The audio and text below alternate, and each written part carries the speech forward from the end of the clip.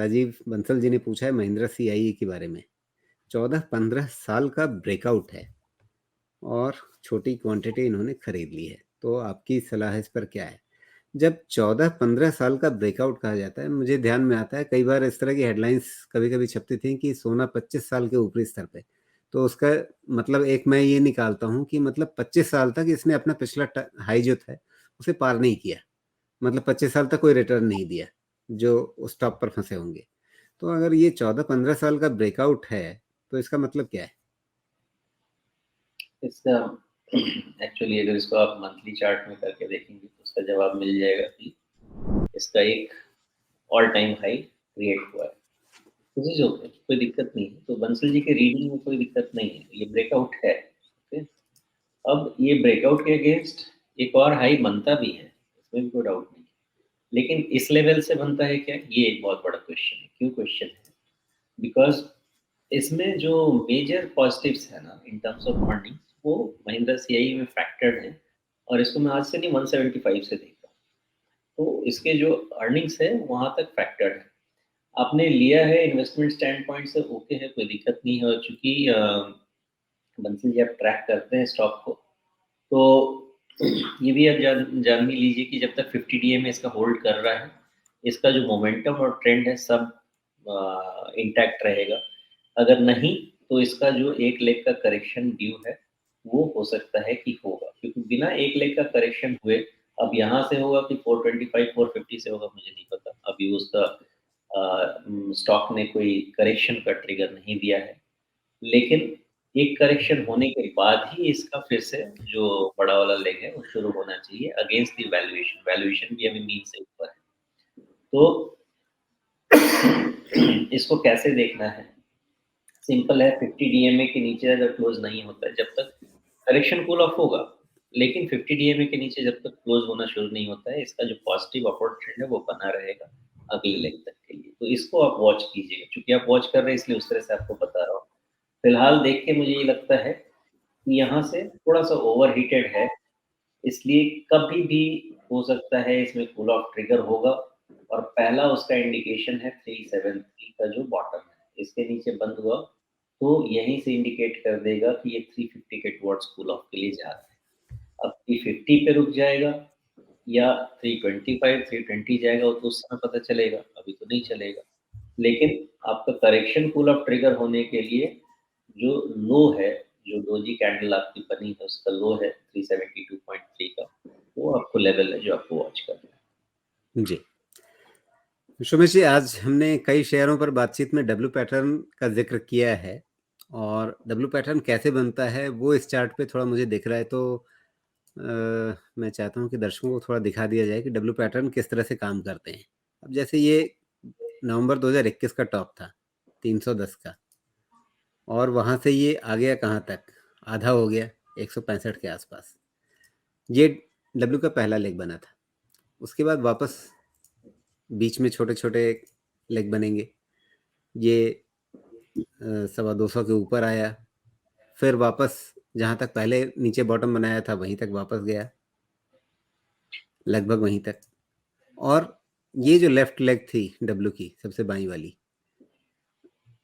उसको इसने रेप्लिकेट किया, मतलब उसी के जैसा पैटर्न इसने वापस एक बार फिर से दोहराया, 310 के वापस आया।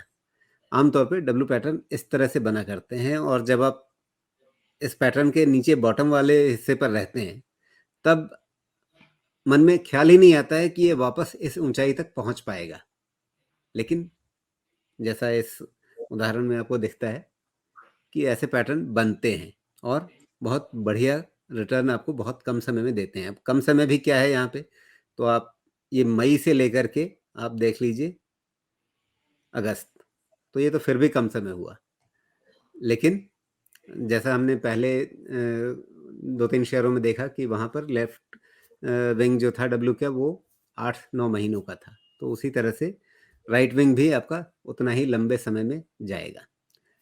तो इस तरह के पैटर्न होते हैं। उसके ऊपर भी फिर इसमें ब्रेकआउट मिल गया तो आगे फिर और चाल बन गई। वो सब कहानियाँ बाद की हैं।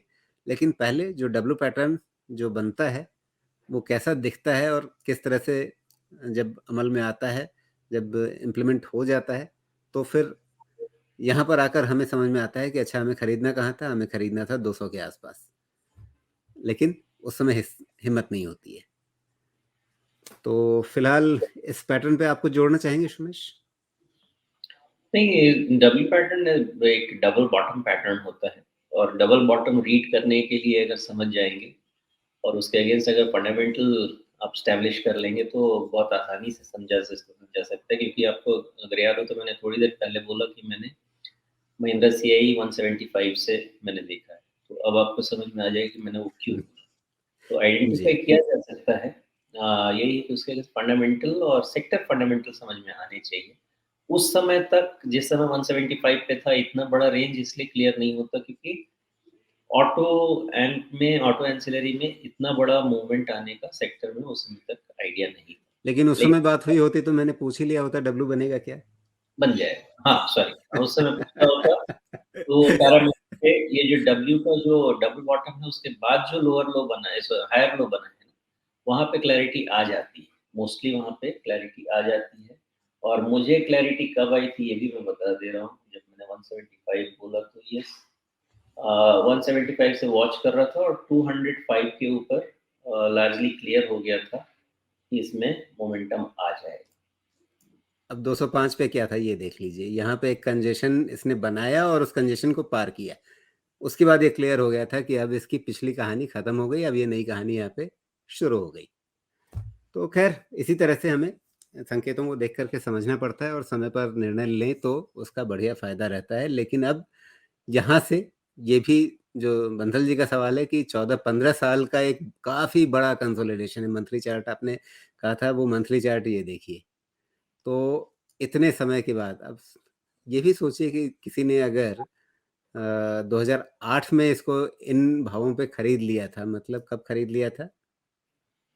अगर किसी ने जनवरी 2008 में खरीदा हो, याद कीजिए उस समय क्या चल रहा था? बाज़ार का बहुत बड़ा क्रैश उसके बाद ही आया था। और उससे पहले क्या चल रहा था, मतलब लग रहा था जैसे दुनिया में तेज़ी के सिवाय कुछ है ही नहीं। तो उस यूफ़ोरिया पे जिसने भी खरीदा होगा, उसे 15 साल इंतज़ार करना पड़ा है, अपने उस खरीद भाव पर वापस लौटने के लिए। तो वो यूफ़ोरिया भी होता है बाज़ार का, जिसमें आदमी फँसता है तो फिर उसे भूल ही जाना पड़ता है कि मेरे पास ये शेयर कभी था भी। ख़ैर, अब काफ़ी लंबी आज की बातचीत हो गई। सुमेश इनफैक्ट जी, मैंने जो आपको 200 बोला उस समय ये करीब-करीब यहाँ से बहुत पहले की बात है। लेकिन उस समय जो मेरे पास क्लाइंट पोर्टफोलियोज़ थे, उन सब में मैंने 200 के पास ऐड भी किया था और 275 300 के रेंज में हम निकल भी गए इससे बाहर, बिकॉज़ 50% से ज़्यादा वहाँ पे वैल्यूएशन कम्फर्ट मेरा जा रहा था। ठीक है, जी, धीरे-धीरे क्वार्टर में ऐड हो रहा था ईपीएस, फिर आ रहा था वैल्यूएशन कम्फर्ट, लेकिन 325 के बाद वो कम्फर्ट नहीं था, जो 200 पे था। वहाँ से 50% गेन तो आराम से बन सकता था। तो हमने ऐड किया था, लेकिन हमने भी इसको 275 300 के रेंज में छोड़ दिया। जी।